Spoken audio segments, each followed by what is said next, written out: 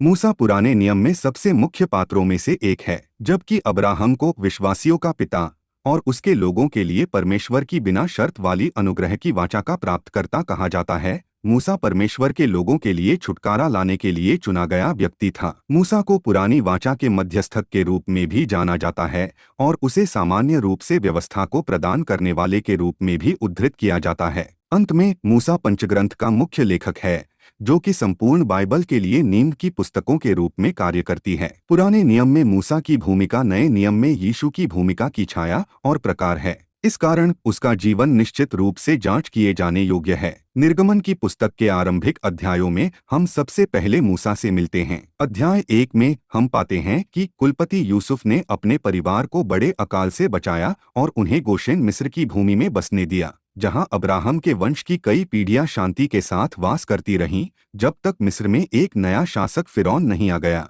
जो यूसुफ को नहीं जानता था। निर्गमन अध्याय 1 पद संख्या 8 में हम पढ़ते हैं, इस फिरौन ने इब्रानी लोगों को अपने अधीन कर लिया और उन्हें अपनी विशाल निर्माण परियोजनाओं के लिए गुलामों के रूप में उपयोग किया। क्योंकि परमेश्वर ने तेजी से गिनती में बढ़ने के लिए इब्रानी लोगों को आशीर्वाद दिया, मिस्रियों को अपनी भूमि में रहने वाले यहूदियों की बढ़ती हुई संख्या से डर लगने लगा। इसलिए फिरौन ने इब्रानी स्त्रियों से जन्म लेने वाले लड़कों को मार दिए जाने का आदेश दिया। निर्गमन अध्याय 2 में हम देखते हैं कि मूसा की मां अपने बच्चे को टोकरी में रखकर और नील नदी में डालकर उसे बचाने का प्रयास करती है। टोकरी अंततः फिरौन की पुत्री को मिल जाती है और वह उसे अपना बनाते हुए गोद ले लेती है और उसका पालन पोषण फिरौन के महल में किया जाता है। जब मूसा वयस्क हो जाता है, वह अपने लोगों की दुर्दशा के साथ सहानुभूति दिखाना आरंभ कर देता है और एक मिस्री को एक इब्रानी दास को मारते हुए देखने पर हस्तक्षेप करते हुए मार डालता है। एक अन्य घटना में मूसा ने दो इब्रानियों के मध्य में हो रहे विवाद को सुलझाने में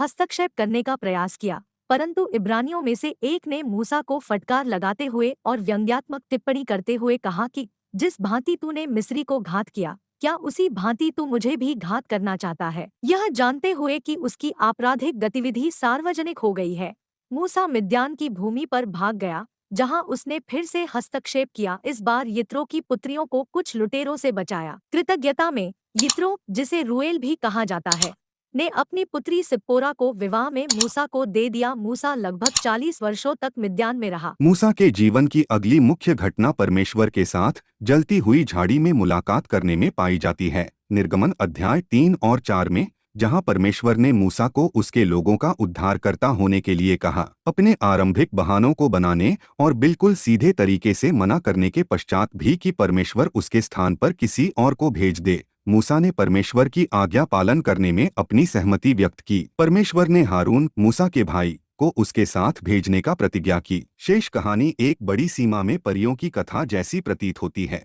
मूसा और उसका भाई हारून परमेश्वर के नाम में फिरौन के पास जाते हैं और मांग करते हैं कि वह लोगों को उनके परमेश्वर की आराधना करने के लिए जाने दे। फिरौन हठ करते हुए इनकार कर देता है और परमेश्वर का न्याय 10 विपत्तियां के रूप में लोगों और भूमि के ऊपर आ पड़ता है। अंतिम विपत्ति में पहिलौठों की मृत्यु होती है। इस अंतिम विपत्ति से पहले परमेश्वर मूसा को फसह की स्थापना करने की आज्ञा देता है, जो कि मिस्र में उसके लोगों को बंधन से छुड़ाने में परमेश्वर के छुटकारे की गतिविधि का स्मारक है। कृपया हमारे YouTube चैनल नया गॉड को सब्सक्राइब करें और लाइक, शेयर और कमेंट करना न भूलें। निर्वासन के पश्चात मूसा लोगों को लाल सागर के किनारे पर ले जाया, जहां परमेश्वर ने पानी को 2 भागों में बांटने और इब्रानियों को इसमें से पार हो जाने और मिस्र की सेना को डूबने की अनुमति देते हुए आश्चर्य को प्रकट किया। मूसा लोगों को सीने पर्वत की तराई पर ले आया, जहां व्यवस्था और परमेश्वर और इस्राएल के मध्य नवगठित राष्ट्र के रूप में पुरानी स्थापित वाचा को प्रदान किया गया। दोस्तों, मूसा के द्वारा परमेश्वर ने बहुत बड़े बड़े काम किए हैं।